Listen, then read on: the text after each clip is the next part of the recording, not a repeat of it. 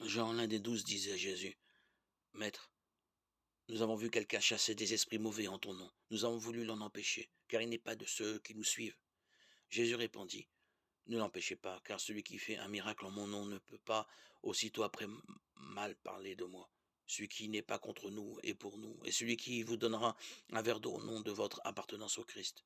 Amen, je vous le dis, ne restera pas sans récompense. Celui qui entraînera la chute d'un seul de ces petits qui croient en moi, mieux vaudrait pour lui qu'on lui attache au cou une de ces meules que tournent les ânes, et qu'on le jette à la mer. Et si ta main t'entraîne au péché, coupe-la.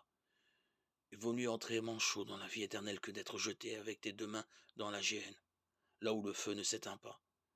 Si ton pied t'entraîne au péché, coupe-le.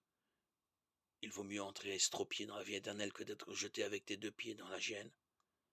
Si ton œil t'entraîne au péché, arrache-le. Il vaut mieux entrer borgne dans le royaume de Dieu que d'être jeté avec tes deux yeux dans la géhenne, là où le ver ne meurt pas et où le feu ne s'éteint pas. Car tout homme sera salé au feu. C'est une bonne chose que le sel.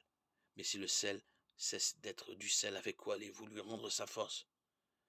Ayez du sel en vous-même et vivez en paix entre vous. Marc 9, 38-50.